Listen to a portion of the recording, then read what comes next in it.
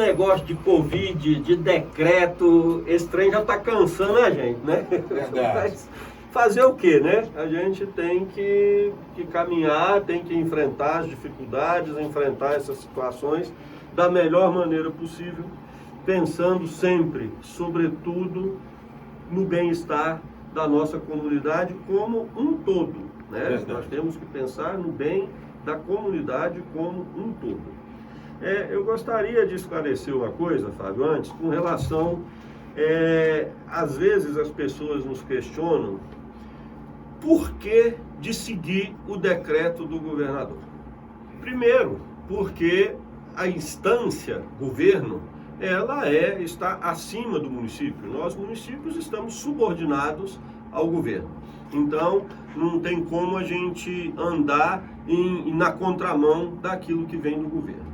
Mas, até existe também uma recomendação não, é quase que uma determinação do Ministério Público Estadual de que os municípios devem seguir o decreto do Estado.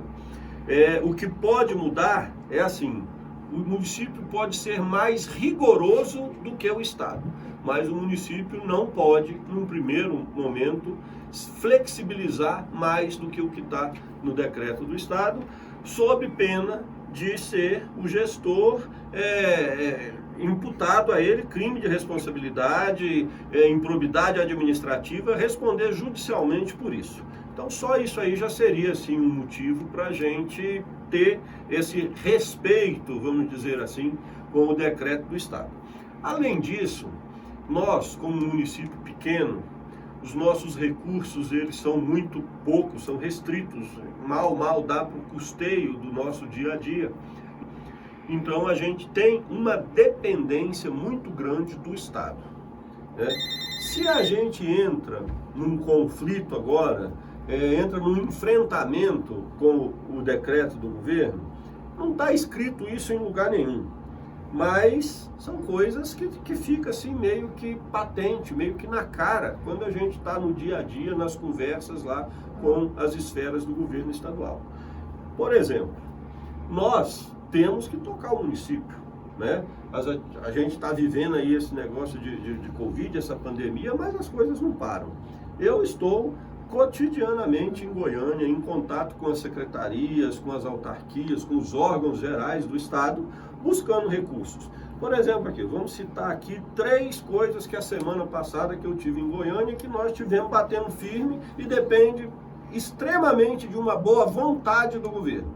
Por quê? Já falei isso aqui. O estado de Goiás tem quase 250 municípios. São 250 municípios batendo na porta, né?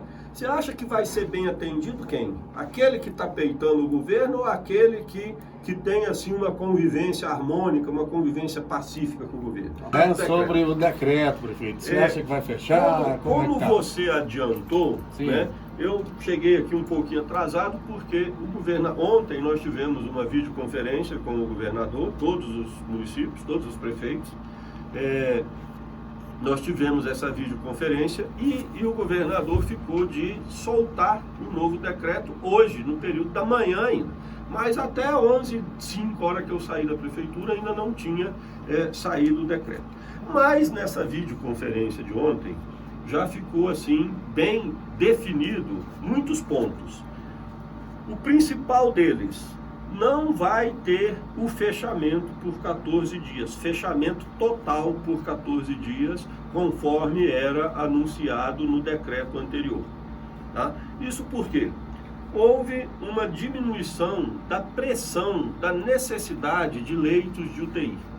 Começou a diminuir aquela taxa de ocupação que estava em 98%, que tinha 400 pessoas na fila esperando uma vaga de UTI no estado inteiro. Isso diminuiu, né? Ontem, segundo palavras do secretário de Saúde do Estado, ontem tinha na fila de espera aproximadamente 90 pessoas.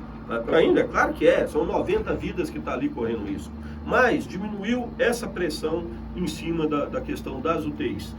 As enfermarias também diminuiu a taxa de ocupação. Os casos no estado de Goiás, eles pararam de crescer. Não diminuíram ainda significativamente, mas pararam de crescer. Então estável, dá né? uma estabilidade que dá Isso. como você planejar mais as situações. Com tudo isso, então, o governador resolveu que não vai fechar pelos próximos 14 dias.